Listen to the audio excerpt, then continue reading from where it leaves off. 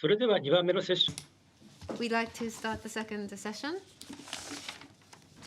As a method for procuring renewable energy, non-fossil certificates are playing a larger role. So we have Mr. Toshiyuki Koinuma to talk about the present situation with regard to non-fossil certificates and future challenges. So over to you, sir, Mr. Koinuma. My name is Koinuma from Agency of Natural Resources. We'd like to thank you for your participation, taking time out of your busy schedules. I'd like to talk about, well, since time is really limited, what I'm presently responsible for, non-fossil certificate, non-fossil trading market. I'd like to explain about that and the trends up until now and future. Carbon neutral declaration was made last year in October. The present administration made that declaration. And so the challenges and how the approaches we'll be taking in relation to this is what I'd like to explain. First of all, on non-fossil value trading market, let me give an outline on this. The non-fossil value trading market, before I go into this, let me talk about what non-fossil value is anyway. Well, up until now, including renewable energy, a non-fossil power source derived electricity was such that compared to non-fossil fuels, there was, of course, more value. But within the power generated, the environment value was included in that value. That was our awareness. So this environment value, the non-fossil power generation derived power, compared to fossil fuels, the non-fossil value, we thought we would like to carve out and make that into a certificate so that the certificates can be traded freely. So that's a non-fossil value certificate. Now, as to why we started this, originally, there's the Act on Sophisticated Methods of Energy Supply Structure, and within this law, the retail power utilities in 2030, regard to the power generated, the non-fossil should be over 44%. There was this target, and the non-fossil value, separated in the form of certificates, would be purchased, and along with electricity, the users would be supplied with this, and so electricity with non-fossil values would be supplied, and that would be included in the supply ratio.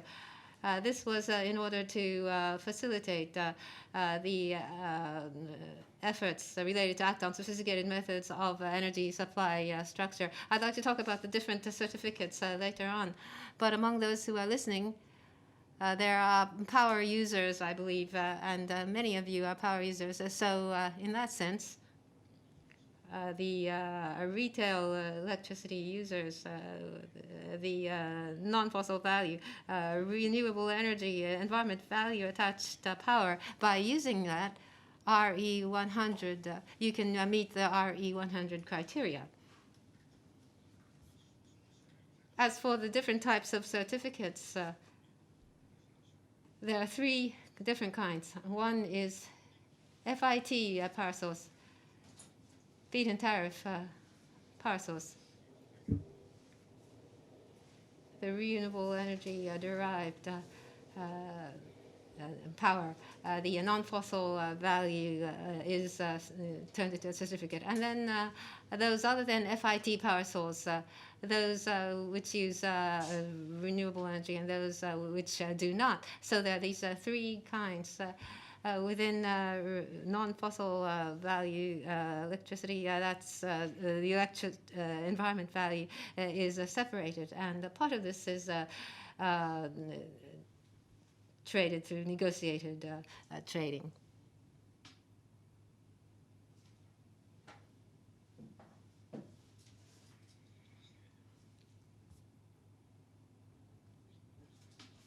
FIT, non-fossil certificate tracking demonstration to give an outline of this for the users. I'm sure this is of great interest. The FIT non-fossil certificate, what I mentioned, FIT power source derived non-fossil certificates. With regard to these, there are indeed FIT power source, but as a certificate, it's been transacted, traded on the market. So the power retailers would buy this FIT certificate, and to the users, they would sell power with environmental value. So what kind of power source is the environmental value derived from? It's hard to know that. We created a scheme in which this could be tracked, the power source which it was derived from, and we started this in 2019. And this is applicable to RE 100 user companies. Non-fossil certificate with tracking. If you buy power with this, you would be able to, this will be counted towards RE 100. And this is the tracking scheme. And then for your information, this is only for your information, the present status is that Japan Unisys is doing the demonstration experiment. Japan Unisys is the secretariat. The power retailers would purchase through the wholesale market, and the certificate itself would purchase through JEPX through an auction. And then on the non-fossil market, you would buy the certificate, and then the tracking FIT power source through the demonstration experiment, FIT power source certificate is attached. I'm sorry I have rushed through the outline of this, but non-fossil value trading market transition is shown on this slide. In 2018 May, the non-fossil value trading market was created. And then what I mentioned earlier, FIT certificate tracking demonstration business was started. And this continues to this day. 2019, since last April, for those power sources other than FIT, non-fossil certificates were granted, and in November of that year, the first auction was held.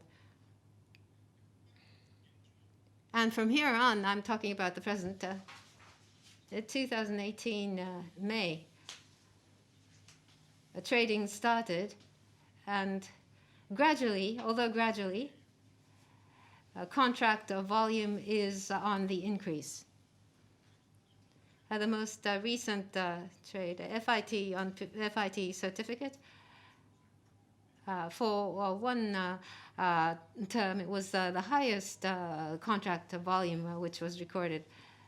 I will explain this later. The carbon neutral declaration, since then, there'll be an increase in demand. That is what we think.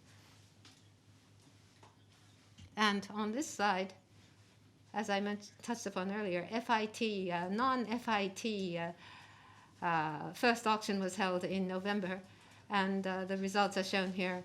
FIT renewable energy with renewable energy designation contract results are shown here.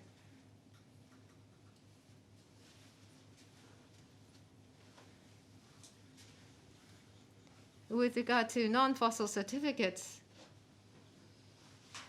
among the power retailers, how do they make use of this? This slide, or the next several slides, address this. First, as I mentioned earlier, the tracking fossil certificates taking advantage of tracking is being used by the users. The non-fossil fuels that are bought, from what the power sources is derived, That is shown and then provided to the users. And over here, separate from non-fossil certificate tracking, a different carbon light, COT, low emission menu diversification. It's an example of how this is used here. There are methods where you emit no CO2, but the first purchase of electricity would be difficult to make CO2 emissions zero, also in terms of cost. So you start from the low emission menu. There are different menu variations, and the non-fossil certificates can be used so that CO2 emission coefficients can be adjusted. And so this is another example of how the certificates can be used. And here is a case where the users have factories and plants. I'm sure there are many users that have plants. And so the facilities that they own, solar panels are attached, installed, and through power retailers, it's provided to other entities within the company group. And when this is done, non-fossil value,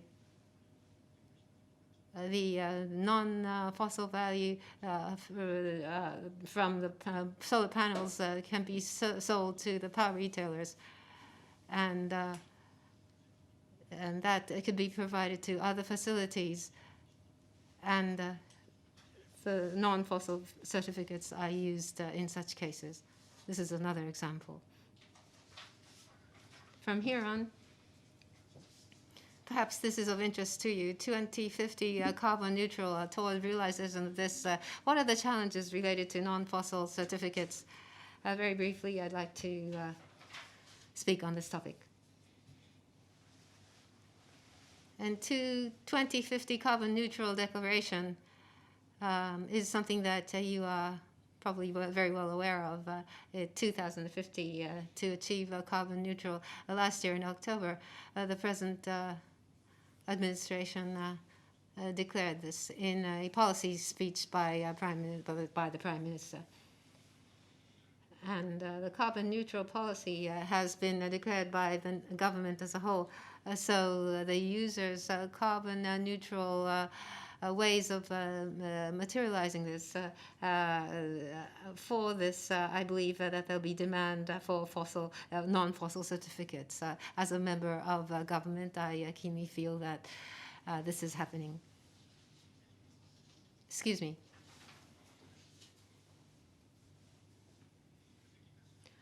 A non-fossil value trading system. Some users have explained their views before the system.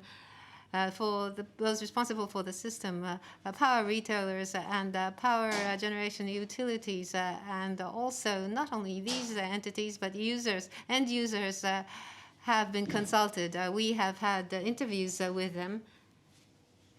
And in this process, the present non-fossil value and views on the non-fossil values, opinions on non-fossil values have been listed here. With regard to non-fossil values, demand for non-fossil values, there were comments related to that, or the system itself and the institution itself was a target of opinion and criticism. And the non-fossil value, the added value, people have tried to express their views on and evaluations of the non-fossil value itself. As it's stated here, with regard to non-fossil value demand, last year, since the COVID-19 impact was felt, there were some concerns about this, and so globally, entities that are doing global business have increased green power demand. That is what we hear. And with regard to the evaluation of the system and the institution itself, as I explained before, there are many views to the effect that it's hard to understand. The system and institution is hard to understand. And people have requested that the system be improved. And the tracking, the demonstration experiment tracking must be improved. and upgraded their views to this effect. And the businesses, those users that use power, the user's viewpoint, and the power supplier's viewpoint on environment, value, and price, and their views on the environment value and how it is priced.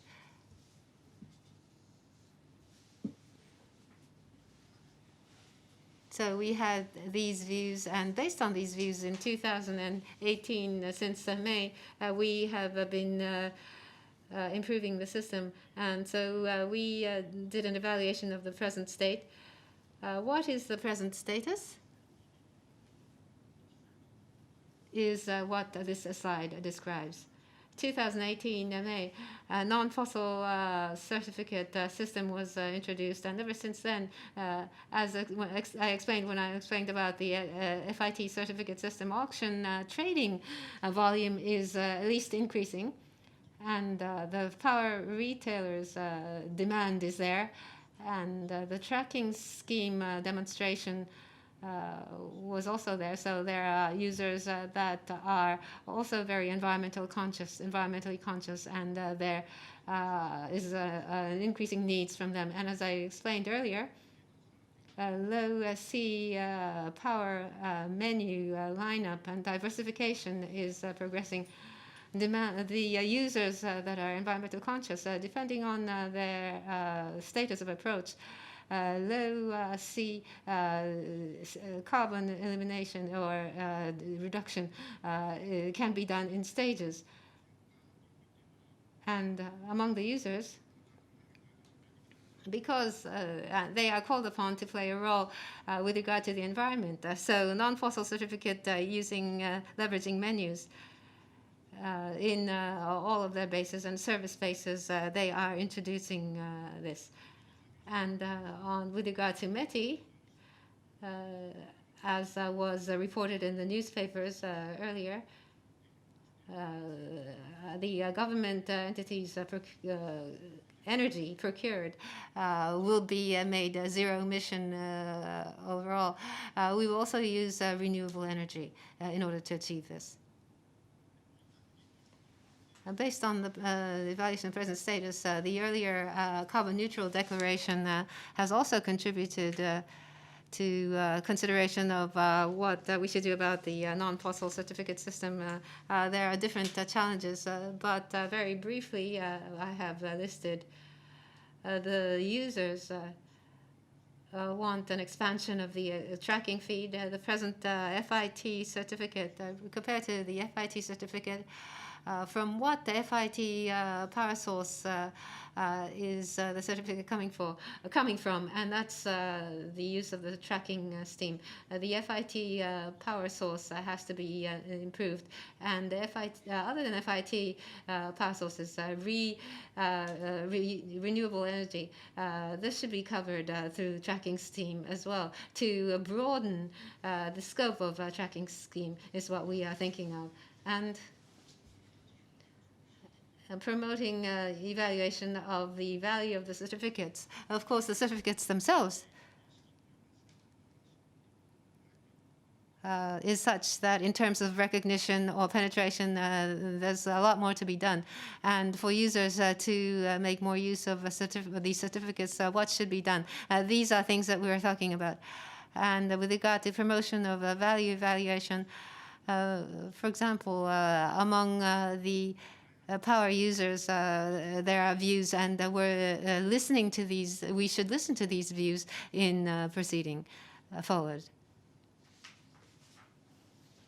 And moving on to the last page, and the future PR activities is what I've titled this slide. But as was mentioned when I talked about the challenges, penetrating the system is important because of the carbon neutral declaration. And power, decarbonization of power plays a large role in this declaration. So what kind of approaches are possible? From this viewpoint, I have created this slide. And as is written here, in grasping users' needs and improving the explanation of the system, and improving the homepage, web page of the Agency of Natural Resources and Energy is what we're trying to do.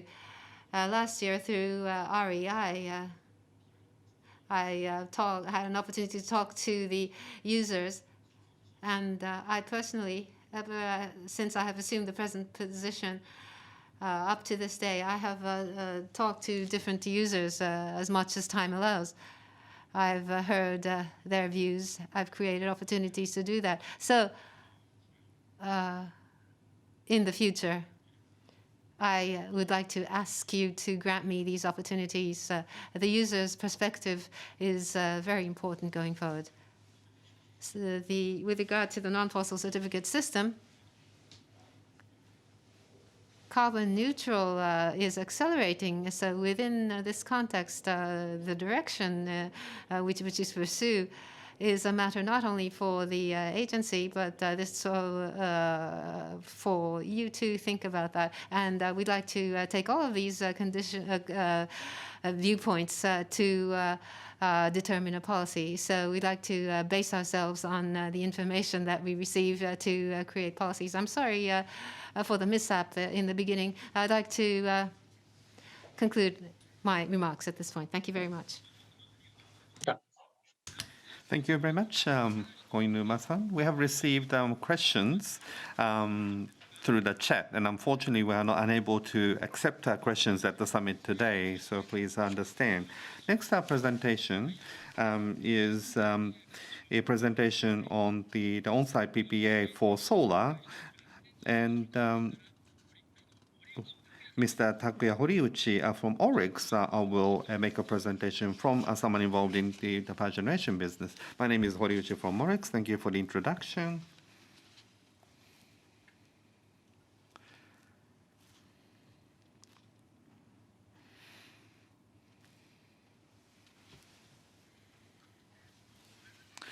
So I would like to start my presentation. My name is Horiuchi, and I belong to the Environmental Energy Headquarters at ORIX. So let me introduce myself. I belong to Electricity Business Section 2 within a company, and what I am responsible for is towards the electricity users that provide energy service through equipment. More specifically, say for example, power generation business renting your roofs, or the electricity generated to store that as a business, or provide energy service, something that is akin to the energy conservation, and we're providing that as service as well. More recently, on-site corporate PPA. This is something we started from 2 years ago, and we certainly redoubling our effort here. So before I talk about PPA, I'd like to first explain about environment energy services. And energy business started when we made capital injection into a company that did the wind power generation back in 1995. So we have some 25 years of history. Right now we do power generation business. We also do electricity retail. We also have energy storage. And we have all these businesses. In other words, we are a company capable of providing energy service from upstream to downstream. And in terms of power generation business, the solar accounts for a very large portion. So the rooftop or the ground-based power generation business, we have about 20 gigawatts of involvement.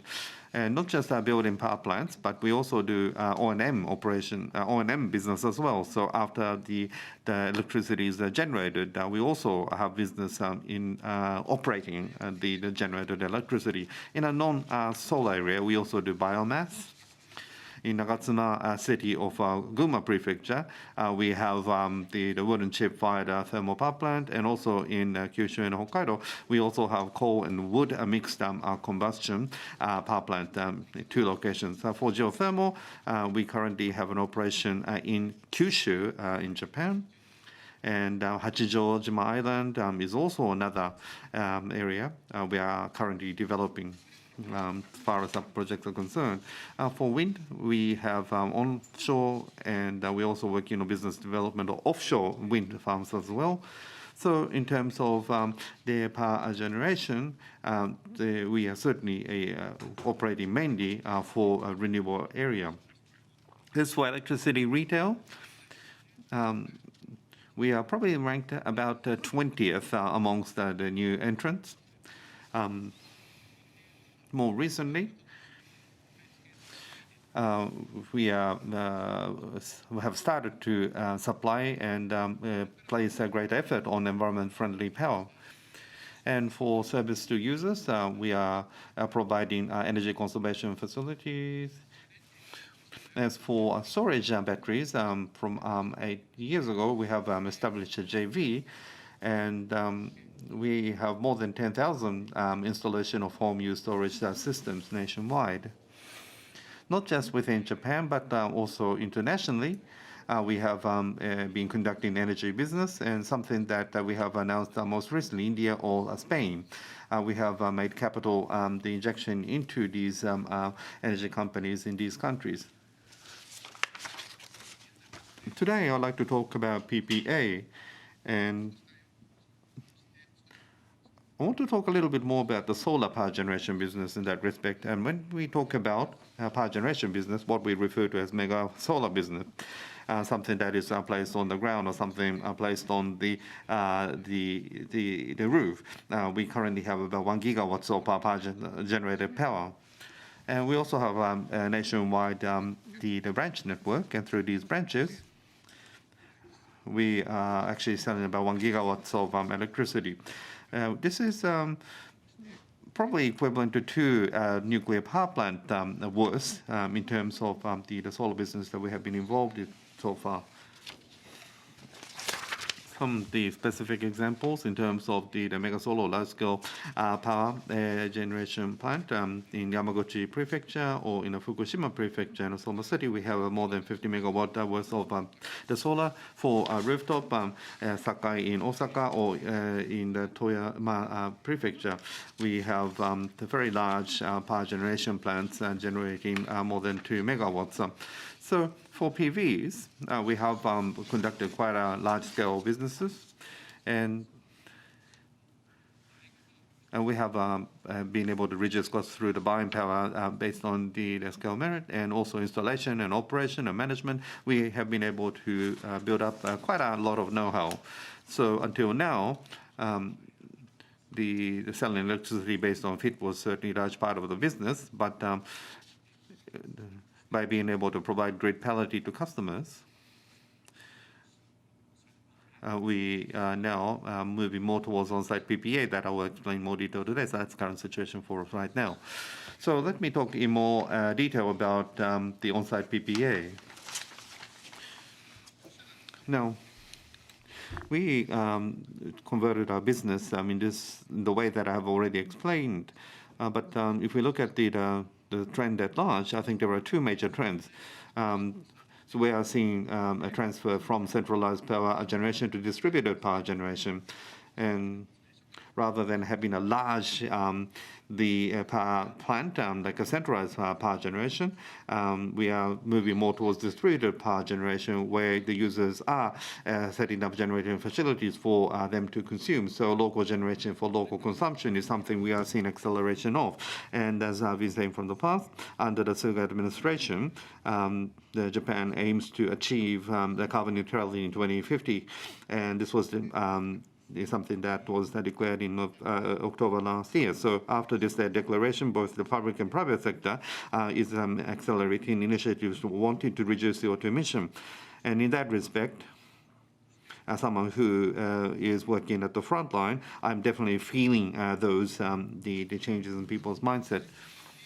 Now, the scheme for on-site PPA, simply put, the operators, instead of customers, will invest in facilities, and customers based on the usage track record, pay the usage fees. That is essentially the broad scheme. Specifically, the operator, ourselves, ORIX, and a customer, or the users, we enter into a PPA contract. We call this the energy service contract, but we actually sign this type of contract amongst ourselves. It's energy service contract is used, from which we actually procure and install all the solar power generation facilities to create a situation of being able to generate electricity. And how much PPV? Then the module capacity, it does depend on the roof size, and also customers' electricity, the consumption. And we receive 1 year's worth of 30 minutes electricity usage record. And based on this, we do the solar power generation, the estimation and the usage, the assumption of the users. And based on that, we actually set the module capacity. So we choose something that is most economically rational. And using this facility, the electricity can only be supplied when sun is out. So what's shown here as B, on a rainy days or overcast day or during nighttime, the electricity from the EPCO would be used to supply electricity. And PPA, how much electricity supply can be achieved? It does depend on the facility as well as customer situation, but generally speaking, about 15 to maximum 30% of the total the electricity consumption can be accommodated by PPA. This is our view. And for the contracting period, usually it's between 15 to 20 years. And the supply and maintenance of the generation equipment is done by ourselves as the operator and the user based on the usage of electricity generated. And we actually charge based on a pay-as-you-go system where we charge on the 1 kilowatt hour. And after the contracting period, the equipment transferred for free to customers, so they don't have to pay service fee, and they are able to continue to use the generation facilities. In terms of maintenance, some customers are somewhat concerned about this, and so from our perspective, even after the contracting period has ended, the customers will have the option of continuing or extending the maintenance contract. Next, the benefits and the disadvantages of PPA service. So I have explained this from the perspective of our users and also from ourselves, ORIX. From the perspective of customers, what are the benefits? We call in these the three frees: initial investment, maintenance cost, and CO2. All these will become free. That is, in one sense, the unique feature of the service. In terms of initial investment, there is a movement to reduce the CO2 emission by using solar power, but the budget here, or there are companies who want to prioritize investment towards one's core business. So whether it be the government agencies or customers, sometimes difficult to allocate money for the initial equipment, and we are making investment on their behalf, so the operators don't have to make that initial investment. Also maintenance, we are responsible for providing maintenance during the contract period, so customers don't have to pay for maintenance. So as a consequence, the customers are able to achieve the CO2-free situation. And if one wants to own the CO2, the solar power, the facilities, or if they want to maintain, that would be, I suppose, a little bit different from this contract, but not many people are in that position, so there are benefits provided by this contract. Now, achieving CO2 is something companies need to work on, but not many customers are willing to pay additional cost. But in the case of PPA, there are many cases, and there are increasing number of cases where customers don't have to pay as much as the existing electricity charges. In the case of PPA, renewable energy, the subsidies or adjustment fee costs are not incurred, so there is a benefit of being able to enjoy low electricity charges. For us, we also put in effort towards storage battery, not just solar. So if the storage battery is installed at the same time, there is a contribution towards BCP. And ORIX is taking responsibility for investment recovering risk. And facilities are transferred free of charge to customers once the contract is expired. So there are many benefits that customers are able to enjoy. But the demerit is that since we are operating a generation facility, so during the contracting period, there is a restriction to terminate the contract until the end.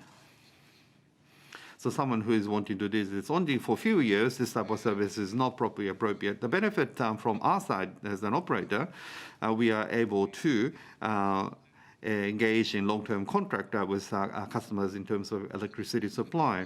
In our case, we are also able to obtain generation data, and we are also able to gather data regarding customers' demand. So this could be utilized for VR or the virtual plant, something referred to as BVP. I think the data collected would be quite useful when we engage in type of business going forward.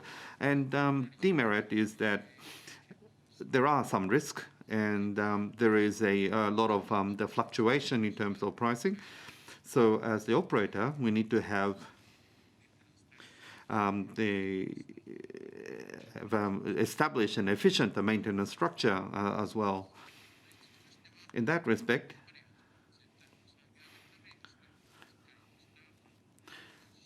we need to engage in proper management maintenance. And some specific examples. This was something we announced a couple of years ago. And this was covered in media quite broadly. And a company called Barrow, the supermarket a company.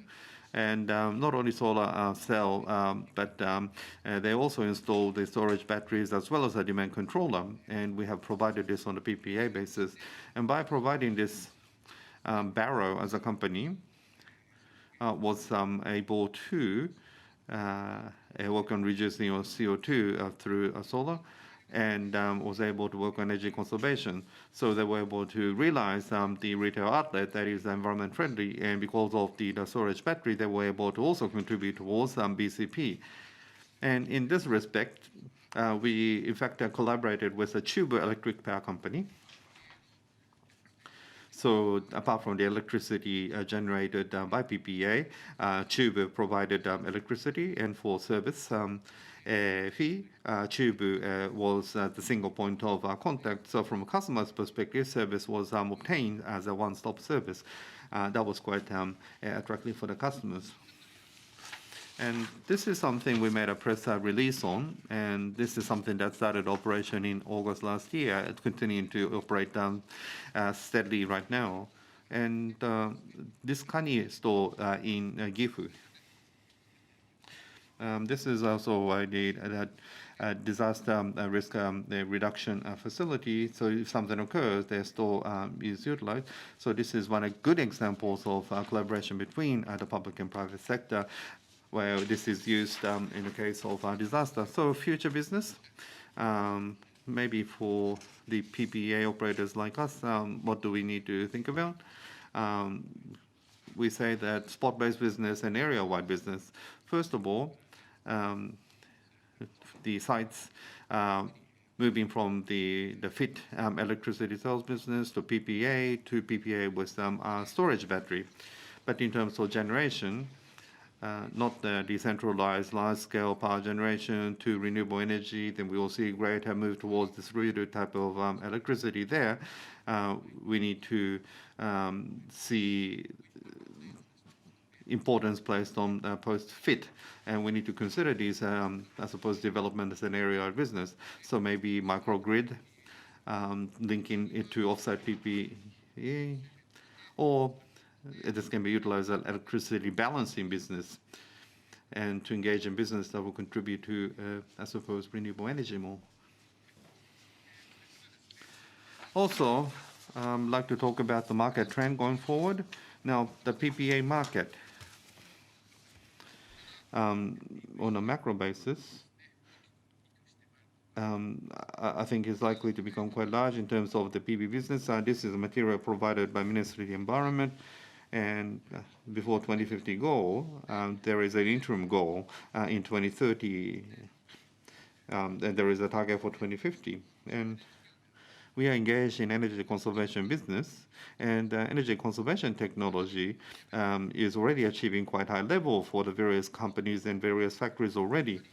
And just based on energy conservation, I think achieving this type of goal will be quite difficult. So introduction of renewable energy will become very important in that sense. And this is the material from JPR. And the solar is likely to increase to something like 200 gigawatts or to 250 gigawatts. And so not just this, I think on-site PPA, we expect this to grow quite significantly in the Japanese market, like we've seen in the markets of Europe and America. And so on-site PPA, or in order to see that accelerate, there are many the challenges still, and not just the operators, but I think there needs to be a collaboration between the private and public sector for the establishment of the improved market. I think there is a definite need for collaboration in that respect. And lastly, and our corporate slogan is answers that does not exist elsewhere. So we are always trying to create new value. And I think this is an obligation for us as a company. So the further development and expansion of the renewable energy, whether it be for the corporate PPA, on-site PPA, we want to continue to collaborate with all these stakeholders. And that completes my presentation. Thank you very much for your attention. Thank you very much to Mr. Horiuchi. Last but not least, in the second session, as procuring power of renewable energy, a non-fit power source is a method that can be leveraged, including of FIT power source. RE power is sold by Mr. Miyake's company. So we'd like to have Mr. Miyake give his speech. Over to you, sir.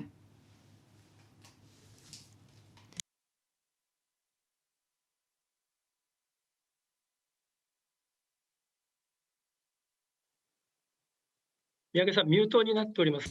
I think you're on mute, Mr. Miyake. Sorry, excuse me. I'd like to start. My name is Miyake from Minna-denryoku, Inc.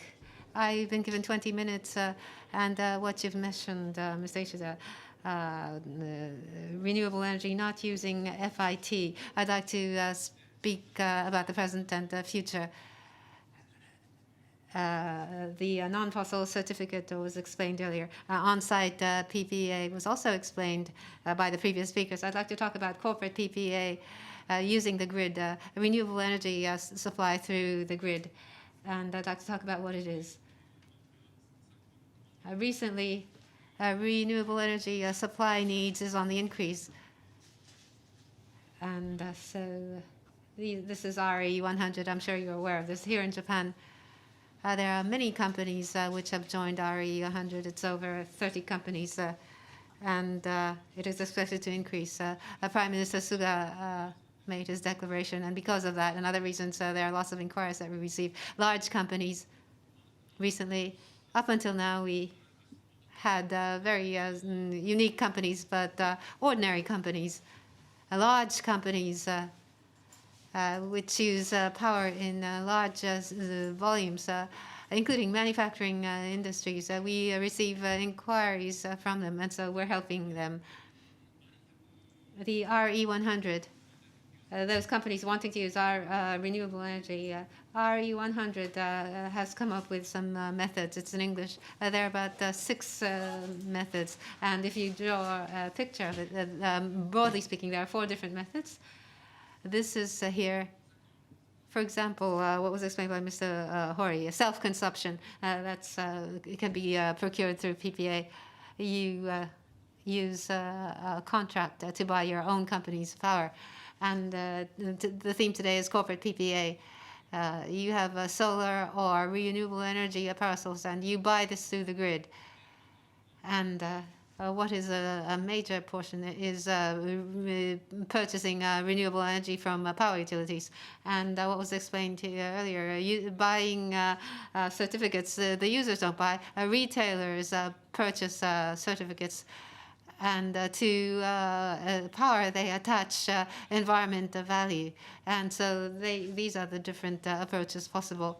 In Japan, corporate PPA is an area where there's no example here in Japan. So I'd like to explain that later. What is renewable energy supply? Under the present circumstances in Japan, what are the approaches we're taking? Basically, there's a renewable energy menu. If you buy from power utilities, you purchase a renewable energy menu. And the scheme is like this. We purchase, the retailers purchase power, and depending on the retailers, the power that you buy is different, but you attach a environmental value, and that becomes a non-fossil certificate, and that is sold as a renewable energy. The power could be anything, actually, and then you attach an environment value afterwards. That's the scheme. You may think this is strange, so you can have a coal-derived power, and if you have attached a certificate to this, it would be a part of a renewable energy menu, and you can use it as renewable energy. There are different variations. The power source and the environment value, there are variations for different. You might think power is all the power, it's all the same. But briefly put, power retailers purchase power. Where do they pay? So depending on the power retailer, they pay to different sources. And there are companies that have power sources. Large companies have their own power source. And nuclear and thermal power generation is what they do. And they supply power generated. And then you have renewable energy power source, and then you have non-renewable energy power source, and then you have non-fossil values, and there's renewable energy designated and non-renewable energy designated. And mostly non-renewable energy designated is nuclear. And a schematic would look like this. Renewable energy power source can be divided into 3 categories here in Japan. In Japan, you have a large amount of hydro power. And then you have specified power sources, a renewable energy source derived. Other than hydro, it would be FIT, those generated through the FIT system, FIT power. And then there's a zero emission plan. And then you attach a environment value to this through the certificates. So if you separate the environment value once, and then you attach it later on. And in the case of the FIT, initially at power plants, there's environment value, and you separate that, and it's traded as a power without the environment value, but then you attach it back again. And then you have environment value on power, which is derived from any power source. So from the outside, it all looks like a renewable energy derived power. Now, the flow of money. In the case of environmental value, there are different, each have environmental value. Does that increase renewable energy? Additionality is what the term used by the experts. Which power contributes to additionality? And that has to be explained properly. When you buy a purchase, you need to look at this information properly. The money has to flow to the power source properly. You have power retailers, if they use FIT as a FIT surcharge which they receive, they're subsidized. In the end, that would be eliminated. And this is the flow of coal thermal power generation. and money flows to coal-powered fire plants. In terms of increasing renewable energy, it's a scheme where money flows to renewable energy power source is important in terms of additionality. And in the case of our company, basically we don't have any power source. We purchase that from renewable energy power source and sell to the users, and we use the certificate, including fit and non-fit. We create RE 100%. And that's the power mix. It's not only FIT power, there's a non-FIT power source included as well, if you could confirm this. And what's the situation overseas? Naturally, I'm not saying, I'm not criticizing the certificates. Certificates are being used.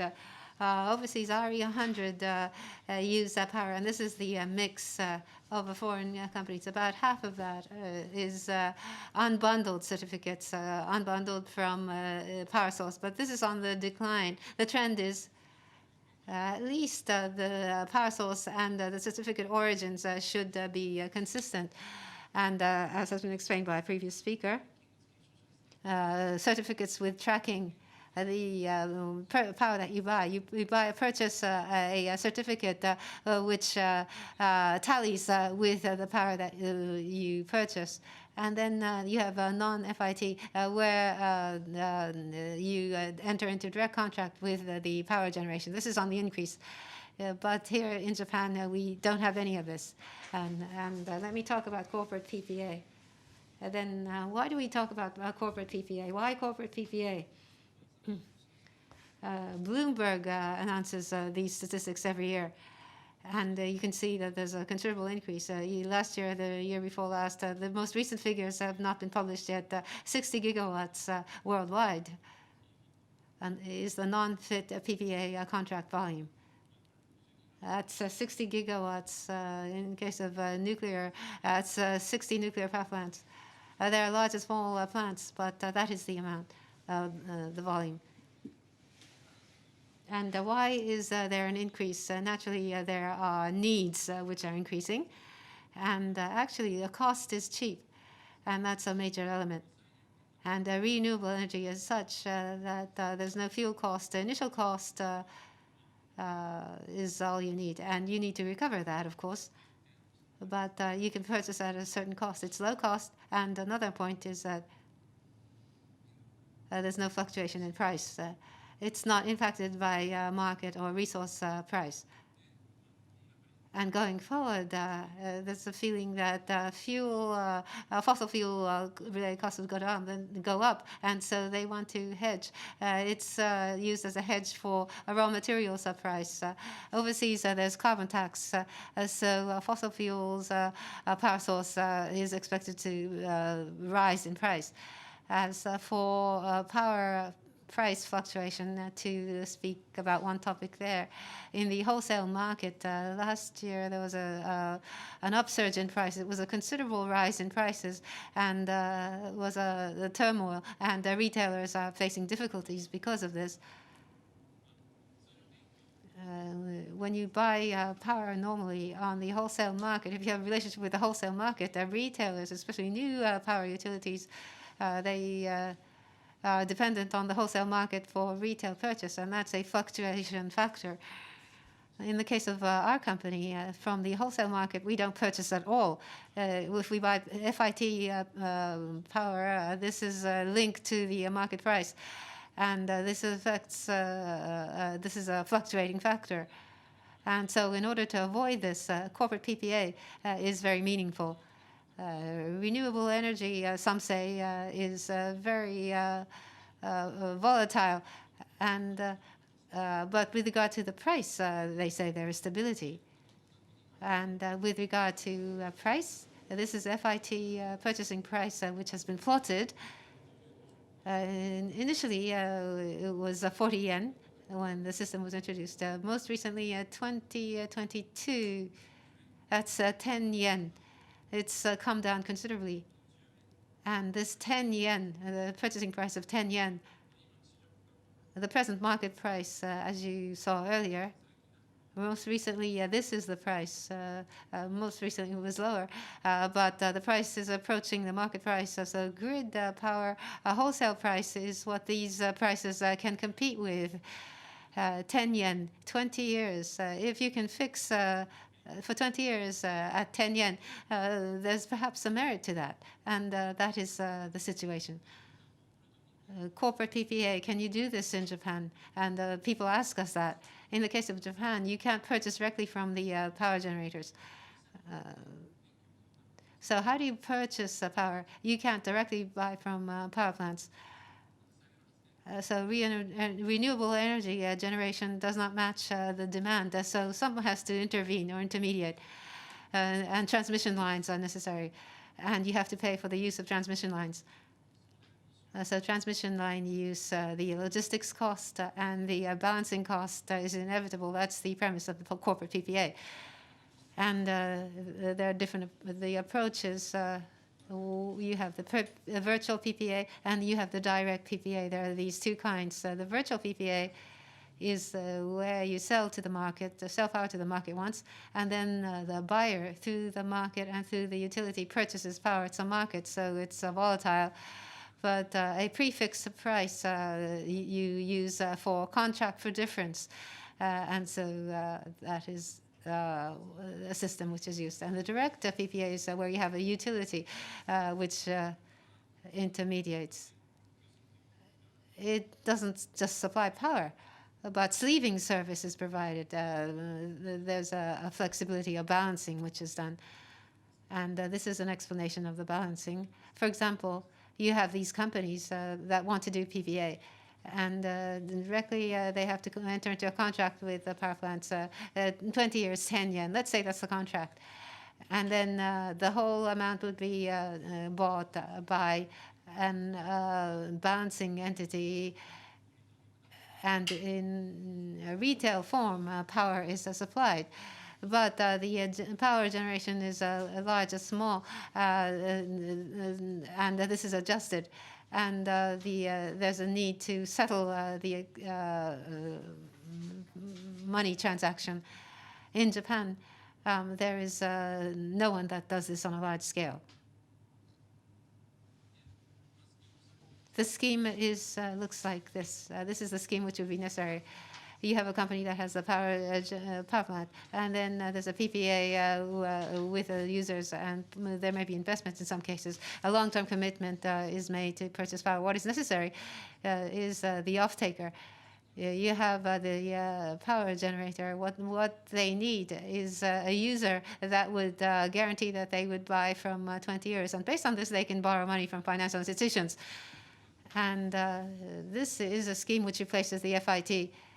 Corporate PPA, what's important for corporate PPA is whether project financing is possible and whether there's a balancing entity.